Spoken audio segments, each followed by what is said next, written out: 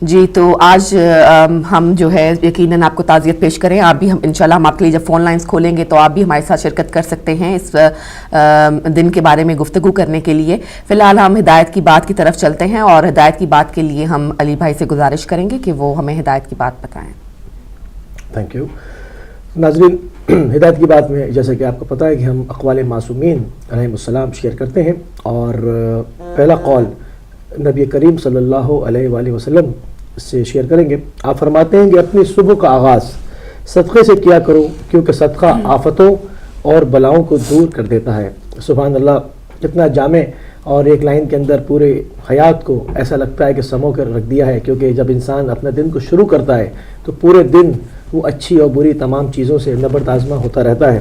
تو اسی صورت میں، اسی ضمن میں نبی کریم نے فرمایا اپنی صبح کا آغاز ہی صدقے سے کر دیا کرو کہ پورا دن تمہارا جو ہے وہ ساتھ خیریت سے گزرے گا. ایک اور قول مولا علی علیہ السلام سے شامل کریں گے. آپ فرماتے ہیں کہ اگر حسب منشا تمہارا کام نہ بن سکے تو پھر جس حالت میں ہو مگن رہو.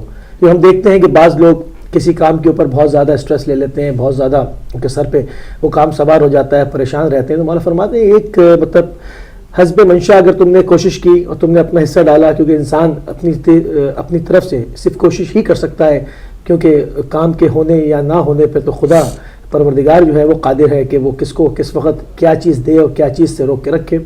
کیونکہ جو چیز ہمارے لیے بہتر ہوتی ہے وہ ہمیں فوراً مل جاتی ہے، اور جو چیز جس ٹائم پہ ملنی ہوتی ہے خدا اس کے لیے اس ٹائم کا انتظار کرتا ہے. تو اسی ضمن میں مولا فرما رہے ہیں کہ حسب منشا تمہارا کام اگر نہ بن سکے تو پھر جس حالت پہ ہو اس پہ مگن رہو. تو انشاءاللہ جو ہے وہ دل کو سکون بھی اور اطمینان بھی جو ہے وہ اطمینان قلبی بھی انسان کو حاصل ہوتا ہے، اور وہ توکل بھی خدا پہ کرتا ہے. اس طرح سے انسان کا زندگی اچھی جاتی ہے. ایک اور قول امیر المومنین حضرت علی بن ابی طالب علیہ السلام شیئر کریں گے.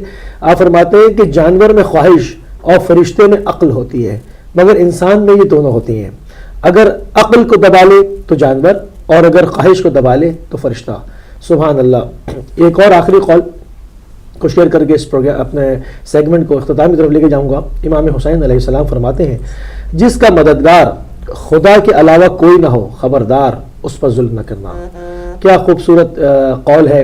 یہ بھی کہنے کو تو ایک جملہ ہے، ایک لائن کا قول ہے، مگر اس کے اندر بہت بڑی تنبیہ ہے ان ظالموں کے لیے، ان جابروں کے لیے، ان لوگوں کے لیے جو کہ کسی کے اوپر ظلم کرنے سے نہیں جھجکتے. تو مولا فرما رہے ہیں دیکھ لو، بعض لوگ دیکھنے میں بہت کمزور نظر آتے ہیں، جن کا ظاہراً کوئی مددگار نظر نہیں آتا، مگر جس کا کوئی مددگار نہیں ہوتا اس کے پیچھے صرف اور صرف خدا ہوتا ہے.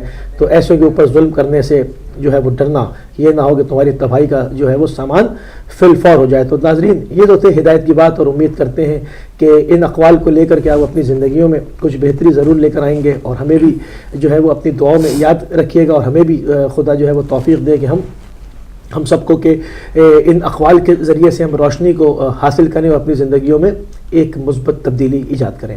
تو چلتے ہیں سسٹر سحر کی طرف. بہت شکریہ علی بھائی آپ کا. ہمیشہ کی طرح آپ نے جو ہمیں ہدایت کی بات بتائی ہے اور جو اقوال ہے، اللہ تعالیٰ میں دعا کرتی ہوں کہ اللہ تعالیٰ ہمیں توفیق عطا فرمائے ہم سب کو کہ ہم اپنی زندگی میں ان پر عمل کر سکیں اور اپنی زندگی میں چھوٹی چھوٹی تبدیلیاں لا سکیں. آج آپ کو کچھ ایسے ذکر بتانا چاہوں گی جو کہ اگر آپ روزمرہ پڑھتے رہیں تو اللہ تعالیٰ آپ کے اوپر خاص کرم فرماتا ہے.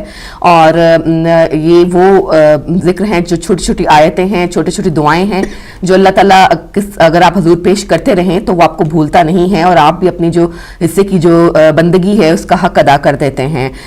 کچھ خاص اذکار ہیں جیسے کہ اگر آپ ان کو اپنا معمول بنا لیں تو اللہ تعالیٰ دین و دنیا کی عافیت اور بہتری کے لیے جو ہیں یہ نسخہ اکثیر ہیں، اور کوشش کریں کہ ان کو اپنے معمولات میں معذرت چاہتی ہوں ان کو اپنے معمولات کی زندگی میں جو ہے وہ شامل کر لیں، اپنی عادت بنا لیں، تو آپ اللہ تعالیٰ کے اپنے آپ کو بہت قریب پائیں گے.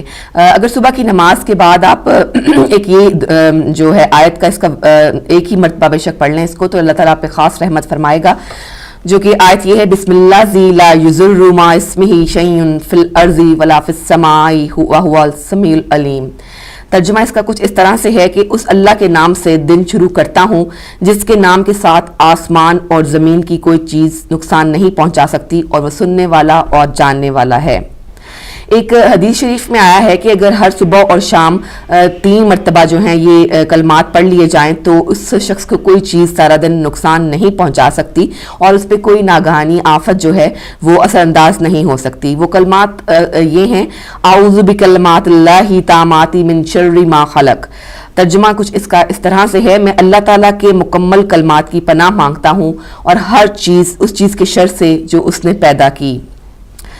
اسی طرح اگر آپ یہ والی جو دعا ہے یہ بھی صبح اگر آپ فجر کی نماز کے بعد پڑھ لیں تو اللہ تعالیٰ آپ کو اور آپ کی فیملی کو اپنے حفظ و امان میں رکھے گا. اللہم فاطر السماوات والارض عالم الغیب والشہادات رب کل شیء والملائکۃ اشہد ان لا الہ الا انت اعوذ بک من شر نفسی وشر الشیطان وشرکہ. یا اللہ، اے آسمانوں اور زمین کو پیدا کرنے والے، اے کھلے اور چھپے کو جاننے والے، اے ہر چیز کے مالک اور پروردگار، میں گواہی دیتا ہوں کہ تیرے سوا کوئی معبود نہیں. میں اپنے نفس کے شر سے اور شیطان اور اس کے رفقا کے شر سے تیری پناہ مانگتا ہوں. ایک اور حدیث میں ہے کہ اگر آپ صبح شام اور رات کو سوتے وقت خاص طور پر یہ جو سورۃ غافر کی یہ آیتیں ہیں کچھ یہ پڑھ لیں تو آپ جو تمام رات ہے وہ اللہ تعالیٰ آپ کو اپنے حفظ و امان میں رکھے گا اور آپ کو شیطان کے شر سے جو ہے وہ پناہ دیے رکھے گا. حامیم تنزیل الکتاب من اللہ العزیز العلیم غافر الذنب وقابل توب شدید العقاب ذی الطول لا الہ الا ہوا علیہ المصیر. اور یہ حدیث میں ہے کہ جو شخص یہ آیتیں جو ہیں وہ صبح کے وقت پڑھے شام تک اللہ تعالیٰ اس کی حفاظت فرماتا ہے اور جو شام کو پڑھے تو اللہ تعالیٰ صبح تک اس کی حفاظت جو ہے وہ اپنے ذمہ لے لیتا ہے. اسی طرح اگر آپ گھر سے باہر نکلتے وقت ایک چھوٹی سی دعا ہے، اس کو یاد کر لیجئے، بچوں کو بھی سکھائیے. باہر نکلتے وقت اگر آپ یہ دعا پڑھتے ہیں تو اللہ تعالیٰ آپ کو اپنے حفظ و امان میں رکھتا ہے اور آپ کے تمام کام جو ہیں ان میں آسانی پیدا کرتا ہے. بسم اللہ توکلت علی اللہ لا حول ولا قوۃ الا باللہ. اس کا ترجمہ یہ ہے کہ اللہ کے نام سے گھر سے نکلتا ہوں، میں نے اللہ تعالیٰ پر بھروسہ کیا. اللہ کے بغیر نہ طاقت ہے گناہوں سے بچنے کی، نہ قوت ہے نیکیاں کرنے کی. اس کے علاوہ اگر آپ کوئی نیا کام شروع کرنے لگیں، کوئی بھی بزنس، کوئی کاروبار، ایون کہ چھوٹے چھوٹے کام جو گھر میں بھی ہوتے ہیں، اگر آپ وہ شروع کرنے لگیں تو اللہ تعالیٰ سے اس کی پناہ مانگ لیں. اس کی جو ساتھ جو منسلک جو شر ہیں، جو خوف ہیں، ان سے اللہ تعالیٰ کی پناہ مانگ لیں تو وہ کام جو ہے اس میں اللہ تعالیٰ اپنی خاص طور پر برکت ڈالتا ہے. دعا یہ ہے کہ بسم اللہ مجریہا مرسہا ان ربی لغفور الرحیم. اللہ کے نام پر اس کا چلنا اور اس کا ٹھہرنا، بے شک میرا رب ضرور بخشنے والا مہربان ہے.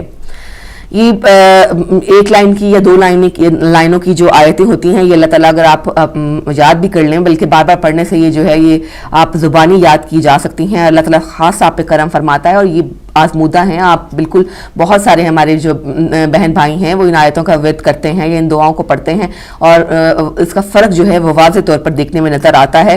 اللہ تعالیٰ کو جو ہے ذہن میں آپ صبح کا آغاز اپنی کا اگر اللہ تعالیٰ کے پاک نام سے کریں، اس کی دعاؤں سے کریں، اس سے اپنی بخشش مانگیں، اس سے عافیت مانگیں، اس سے پناہ مانگیں، تو یہ کیسے ممکن ہے کہ وہ آپ کو اکیلا چھوڑ دے. اللہ اپنے بندوں کو ویسے بھی اکیلا نہیں چھوڑتا، خاص طور پر جب آپ اس کے سامنے ہاتھ پھیلا کر دعا مانگتے ہیں، اس کے سامنے ہاتھ پھیلا کر پیش ہوتے ہیں اور سجدے میں گرتے ہیں اور گڑ گڑاتے ہیں، اپنی دینی اور دنیاوی جو مشکلات ہیں ان کا حل اس سے مانگتے ہیں، تو پھر اس سے بڑھ کر اس کا حل دینے والا کون ہے؟ وہ تو بنا مانگے بھی سنتا ہے، اور جب آپ مانگیں گے تو اس کی ذات اتنی بڑی اور اتنی وسیع ہے کہ وہ آپ کو نوازے گا اور اپنی برکتوں سے اور اپنی رحمتوں سے اور اپنے رحمتوں کے سائے تلے آپ کو رکھے گا. ناظرین، یہ کچھ دعائیں تھیں جو میں نے آپ کی خدمت میں پیش کی. امید کرتی ہوں کہ یہ مدد کریں گی آپ کی. اور اب ہم جائیں گے بریک کی طرف اور بریک کے بعد انشاءاللہ آپ سے پھر ملاقات کرتے ہیں. اب چلتے ہیں فی الحال چھوٹی سی بریک کی طرف.